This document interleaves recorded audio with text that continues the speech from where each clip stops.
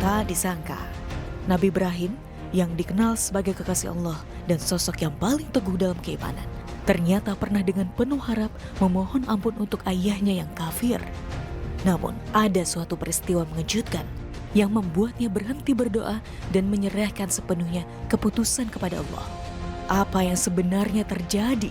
Mengapa Nabi Ibrahim alaihissalam akhirnya tidak lagi memohon ampun untuk ayahnya? Kisah penuh hikmah ini akan membuatmu terkejut dan menyadari betapa besar keadilan serta kasih sayang Allah. Maka saksikan kisahnya hanya di Ramadan Story kali ini.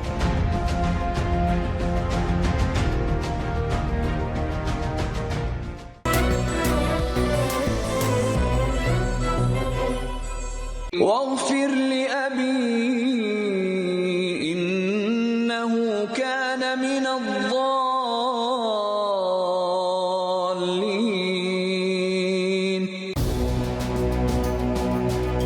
Assalamualaikum warahmatullahi wabarakatuh. Pemirsa yang dirahmati Allah Subhanahu wa Ta'ala, Al-Quran telah menjadi pedoman hidup bagi umat Islam. Ada banyak kisah yang terkandung di dalamnya. Salah satunya kisah Nabi Ibrahim alaihissalam yang memohon ampun terhadap ayahnya yang kafir. Nabi Ibrahim alaihissalam merupakan manusia pilihan Allah, sosok yang penuh kasih dan kelembutan. Menengadahkan tangannya ke langit, suaranya lirih namun penuh harap. Ya Allah, ampunilah ayahku. Air matanya jatuh. Bagaimanapun, Azar adalah ayahnya, orang yang telah membesarkannya meskipun dengan keyakinan yang bertentangan. Hatinya bergetar di antara cinta seorang anak dan ketaatan kepada Allah. Ia tahu ayahnya telah memilih jalan yang salah, tetapi bisakah seorang anak meninggalkan harapan untuk orang yang dicintainya? Maka dengan segala kelembutan, Nabi Ibrahim berdoa, memohon, berharap meski ia tahu bahwa takdir tak selalu berpihak pada keinginannya.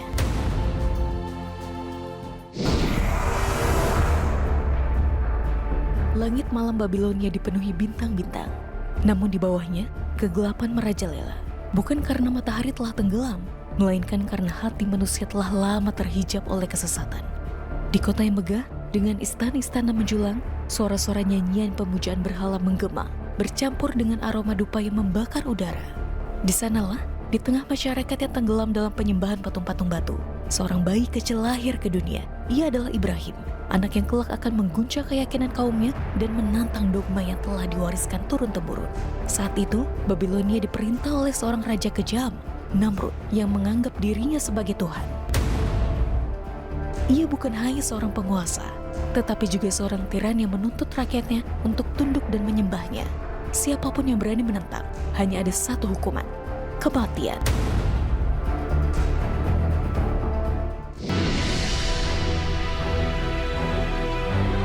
Namun, sebuah ramalan mulai menyebar di istana. Akan lahir seorang anak yang akan menghancurkan peribadatan berhala dan menggulingkan kekuasaan Namrud. Ketakutan melanda sang raja. Ia memerintahkan pembunuhan massal terhadap setiap bayi laki-laki yang baru lahir. Tangis bayi bercampur dengan jerit kesedihan para ibu, sementara pasukan berjalan tanpa belas kasihan. Tapi Allah memiliki rencana lain. Ibrahim kecil selamat. Ia tumbuh di tengah masyarakat yang tersesat, di antara orang-orang yang tunduk pada berhala yang mereka buat sendiri. Mata kecilnya menyaksikan orang-orang bersujud kepada batu, pohon, dan bintang di langit. Tapi hatinya terus bertanya, mengapa mereka menyembah sesuatu yang tidak bisa berbicara, melihat, atau menolong mereka? Dari sinilah perjalanan sang nabi dimulai. Seorang anak yang lahir di tengah kegelapan, namun membawa cahaya yang akan menerangi dunia. Akankah ia mampu mengubah keyakinan kaumnya? Ataukah ia justru akan menjadi musuh yang paling dibenci oleh masyarakatnya sendiri? Inilah kisah kelahiran seorang nabi yang ditakdirkan untuk melawan dunia. Suatu hari, dengan hati-hati, Ibrahim bertanya,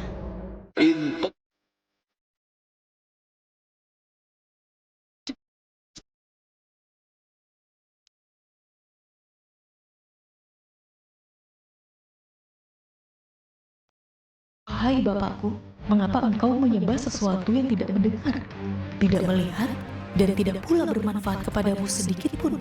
Azar terkejut, matanya menyempit. Lalu dengan suara tegas ia menjawab, "Anakku, jangan pertanyakan apa yang telah diwariskan oleh leluhur kita. Inilah keyakinan yang harus kau pegang." Namun, Nabi Ibrahim alaihissalam tidak bisa menerima begitu saja. Ia melihat bagaimana orang-orang menghabiskan waktu berjam-jam untuk memuja patung-patung itu, meminta perlindungan dan rezeki, padahal mereka sendiri yang membuatnya.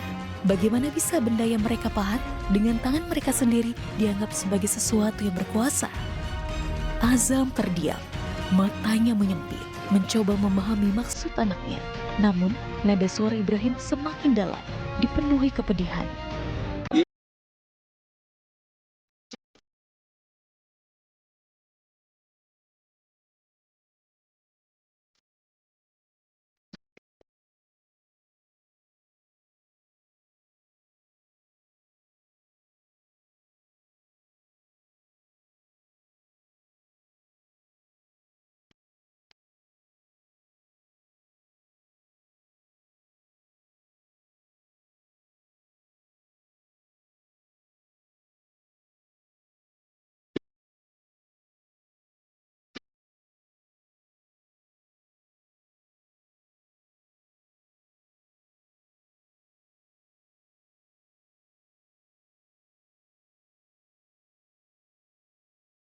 Wahai Bapakku, sesungguhnya telah datang kepadaku sebagai ilmu yang tidak datang kepadamu. Ikutilah aku, niscaya aku tunjukkan kepadamu jalan yang lurus. Wahai Bapakku, janganlah engkau menyembah setan.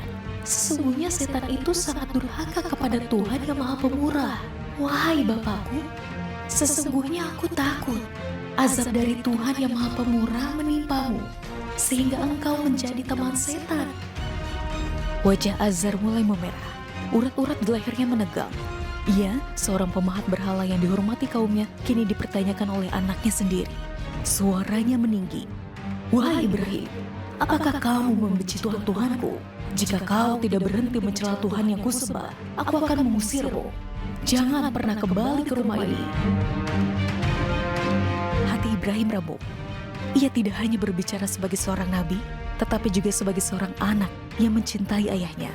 Ia ingin menyelamatkan orang yang telah membesarkannya, namun justru mendapatkan penolakan yang menyakitkan. Namun, lihatlah bagaimana Nabi Ibrahim merespon. Tidak ada dendam, tidak ada makian, tidak ada pembangkangan.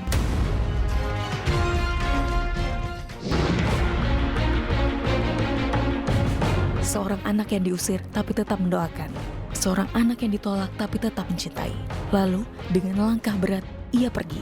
Meninggalkan rumahnya, meninggalkan ayahnya, tetapi tidak pernah meninggalkan doanya untuk sang ayah. Namun, apakah Allah akan mengabulkan doa tersebut? Inilah awal perjalanan seorang nabi. Dakwah pertamanya bukan kepada orang asing, tetapi kepada orang yang paling ia cintai. Semakin kuat keyakinannya, semakin besar pula perlawanan yang ia hadapi. Bahkan, ayahnya sendiri, orang yang seharusnya paling mencintainya, kelak akan menjadi orang pertama yang menolaknya. Sanggupkah Nabi Ibrahim alaihissalam tetap teguh dalam pencariannya akan kebenaran? Bukan kemarahan yang ada di hatinya. Tidak ada dendam, tidak ada benci. Hanya kesedihan dan kasih sayang yang belum terbalaskan. Di tengah malam yang sunyi, Nabi Ibrahim mengangkat tangannya ke langit. Dengan suara bergetar, ia berbisik kepada Tuhan. Ya Allah, ampunilah ayahku. Sesungguhnya dia termasuk orang-orang yang sesat. Ia tahu, ayahnya telah menolak kebenaran. Ia tahu, ayahnya telah memilih berhala daripada Tuhannya. Tapi bagaimana mungkin ia berhenti berharap? Bagaimana mungkin ia membiarkan orang yang telah membesarkannya tenggelam dalam kesesatan?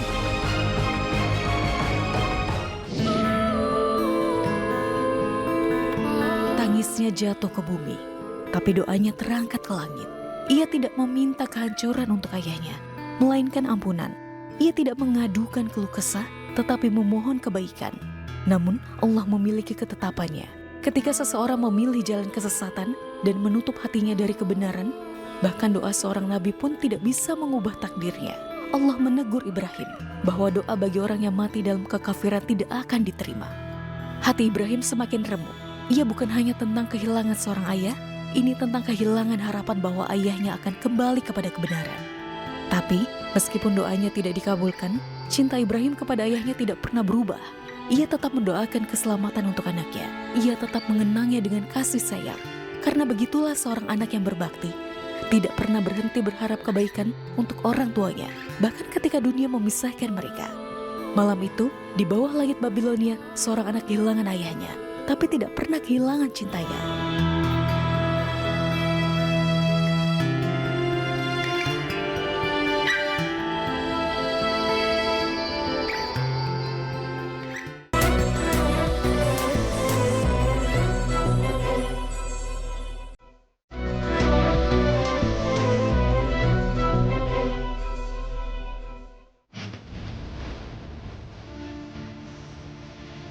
Langit padang masyar membara. Terik matahari begitu dekat, membakar setiap jiwa yang berdiri dalam ketakutan. Manusia menggigil, peluh bercucuran, napas tersengal, menanti keputusan. Tidak ada tempat bersembunyi, tidak ada lagi tipu daya. Hari itu adalah hari keadilan yang sesungguhnya. Di antara miliaran manusia yang menunduk dalam ketakutan, terdapat satu sosok yang kehinaannya melampaui semuanya. Tubuhnya hitam legam, lebih gelap dari kegelapan malam. Debu menempel di kulitnya yang penuh noda dosa. Azar, ayah dari Nabi Ibrahim, kini berdiri dalam kenistaan yang tiada tara. Di dunia, ia adalah seorang pemahat berhala, bukan hanya penyembah, tetapi juga pencipta kesyirikan. Tangannya membentuk patung-patung yang disembah manusia, tetapi hatinya tetap membatu saat kebenaran datang. Ketika putranya, Nabi Ibrahim alaihissalam datang dengan cinta dan kelembutan, memohon agar ia meninggalkan berhala-berhala tak bernyawa itu, Azar membalasnya dengan pengusiran dan ancaman. Jika kau tidak berhenti, aku akan merajamu. Pergilah dan jangan pernah kembali.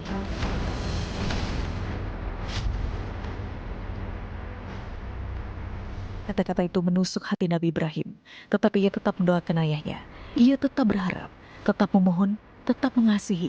Namun, Allah Subhanahu wa Ta'ala tetap menetapkan keadilannya. Azar bukan hanya orang kafir, ia adalah musuh Allah.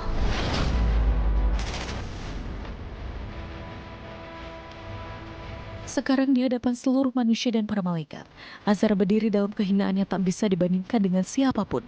Orang-orang kafir lain mungkin penuh ketakutan, tapi Azar jauh lebih buruk dari mereka semua. Wajahnya bukan hanya hitam, tetapi diselimuti kehancuran. Ia menjadi makhluk yang bahkan tidak lagi dikenali sebagai manusia. Dan di kejauhan, Nabi Ibrahim menyaksikan semuanya. Hati seorang nabi yang penuh kasih itu bergetar. Ia pernah meminta ampun untuk ayahnya. Ia bahkan pernah memohon syafaat untuknya di hari kiamat. Namun Allah berfirman, "Wahai Ibrahim, aku telah mengharamkan syurga bagi orang-orang kafir."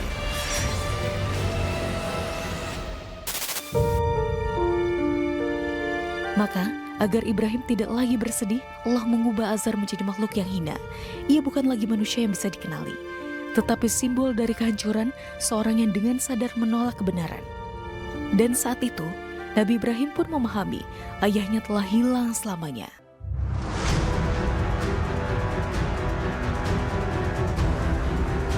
Azar adalah peringatan bagi mereka yang menutup hatinya dari kebenaran. Ia tidak hanya tersesat, tetapi juga menyesatkan. Ia bukan hanya ingkar, tetapi juga menantang kebenaran. Dan bagi musuh Allah, kehinaan mereka bukan hanya di dunia, tetapi juga di akhirat. Tidak ada kehormatan, tidak ada pengampunan, tidak ada harapan. Hanya kegelapan, hanya debu, hanya kehinaan abadi. Seperti Azar, musuh Allah yang menistakan agama Allah Subhanahu wa Ta'ala. Nah pemirsa, lantas apa hikmah dari cerita Ramadan Story kali ini? Mari kita simak penjelasan dari Habib Isa Al-Kaf. Bismillah, alhamdulillah, salatu wassalam ala rasulillah wa ala alihi wa sahbihi wa wala. Assalamualaikum warahmatullahi wabarakatuh. Pemirsa Yunus TV yang dirahmati Allah Subhanahu wa Ta'ala, belajar dari kisah Nabi Allah Ibrahim alaihi salam, belajar bagaimana kesabaran beliau bertahan di tengah ujian dakwahnya, berhadapan dengan keluarganya sendiri, berhadapan dengan masyarakatnya sendiri yang bernafsu untuk membakar dia hidup-hidup.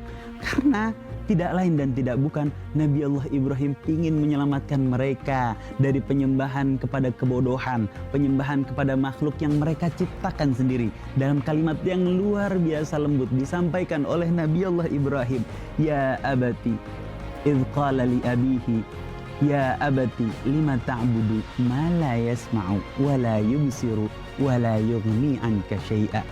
Wahai abati, kenapa engkau menyembah sebuah makhluk yang tidak mendengar, tidak melihat, dan sejatinya tidak membawa manfaat apapun terhadap dirimu, tidak membawa kebaikan apapun terhadap dirimu, tidak membawa rezeki apapun terhadap dirimu. Kenapa engkau menyembah sesuatu yang engkau ciptakan sendiri?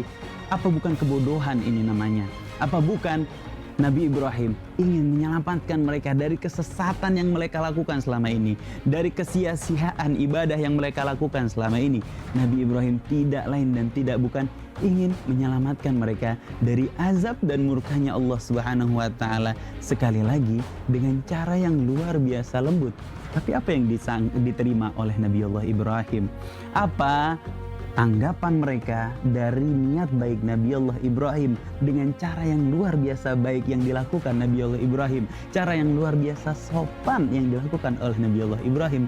Mereka murka atas ajakan Nabi Allah Ibrahim dengan kesombongan mereka. Mereka merasa terhina karena kesombongan yang ada di dalam hatinya, tidak mau dianggap salah oleh keluarganya sendiri yang sejatinya mau menyelamatkan mereka dari kebodohan, yakni menyembah kepada makhluk yang mereka ciptakan sendiri. Para pemirsa yang dirahmati oleh Allah Subhanahu wa taala, apakah Nabi Allah Ibrahim putus asa karena selintas terlihat sia-sia? Yang menolak adalah keluarganya sendiri, yang membantah beliau adalah kaumnya sendiri, seolah-olah beliau berada dalam kesendirian, seolah-olah dakwahnya adalah tidak berhasil. Tapi lihat dampaknya saat ini, beribu-ribu tahun telah terlewati, dan dampak dari dakwah Nabi Allah Ibrahim kita lihat, kita saksikan pada saat ini. Berjuta-juta manusia di setiap zaman mengungkit kisah beliau, mengenang kisah beliau, mengenang perjuangan beliau. Walaupun saat beliau masih hidup, saat beliau masih berdakwah, beliau dalam kesendirian. Tapi setelah beliau meninggal, dampak baiknya kita rasakan sama-sama, dampak baiknya kita kenang sama-sama.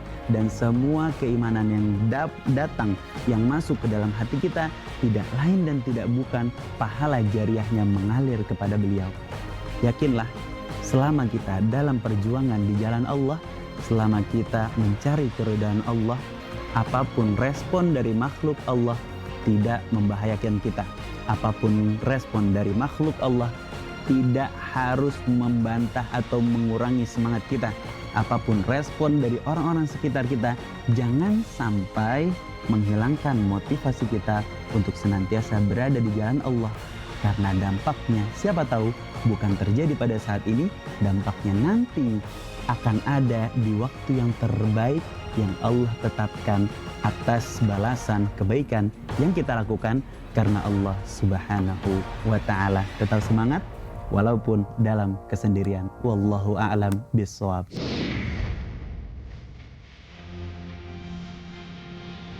Kisah Nabi Ibrahim alaihissalam bukan sekadar cerita tentang seorang anak yang ditolak oleh ayahnya atau seorang nabi yang diuji dengan berbagai cobaan. Ini adalah kisah tentang cinta yang tulus, kesabaran yang tanpa batas, dan keimanan yang tidak tergoyahkan. Ibrahim menunjukkan bahwa berbakti kepada orang tua adalah kewajiban. Bahkan ketika mereka menolak kebenaran, ia tetap berbicara dengan lembut kepada ayahnya, tetapi berusaha membimbingnya, tetap mendoakan hingga batas yang diizinkan Allah. Namun, ketika kebenaran harus ditegakkan, ia tidak ragu untuk memilih Allah di atas segalanya. Pada akhirnya, kisah Nabi Ibrahim mengajarkan kita untuk tetap sabar, tetap berharap, tetap berbuat baik, tetapi juga tegas dalam menjaga tauhid. Ketika dunia memaksamu memilih antara manusia dan Allah, pilihlah Allah, sebagaimana Ibrahim telah memilihnya.